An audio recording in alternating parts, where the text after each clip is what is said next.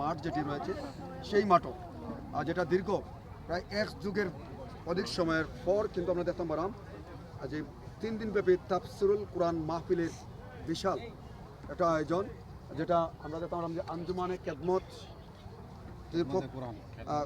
খেদমতে কোরআনের যে তাফসির মাহফিল, যেটা 3 দিনব্যাপী, সে বিষয়ের প্রথমে একটু আপনার অনুমতি জানতে চাই জনাব। শুরুতে আলহামদুলিল্লাহ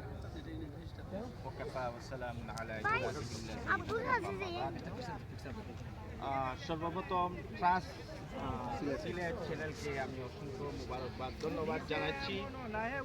এই সিলেট এমসি কলেজের মাঠ থেকে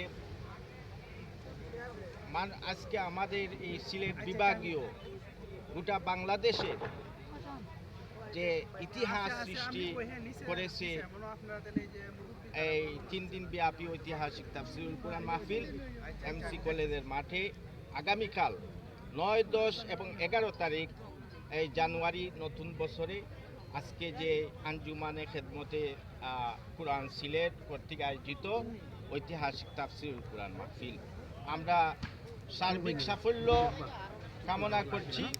এবং এই যে আজকে আমাদের এই কাঙ্ক্ষিত মেহমান যারা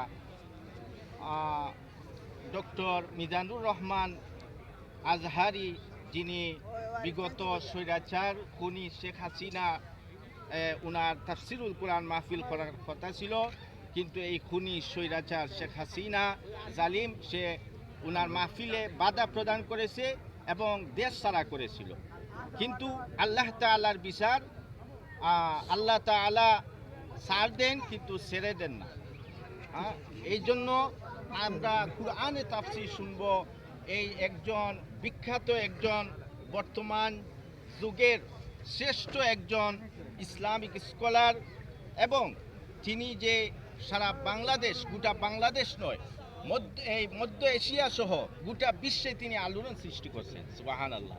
এই জন্য এই এমসি কলেজের মাঠে আসছেন আমাদের সিলেটের সাধারণ মুসল্লিয়ান কেরাম এত খুশি এবং আবেগাপ্লুত হয়ে আসছেন যে আমাদের এই কাঙ্ক্ষিত ডক্টর মিজানুর রহমান আজহারির বয়ান শোনার জন্য, তাফসির শোনার জন্য অধীর আগ্রহ অপেক্ষমান আছে।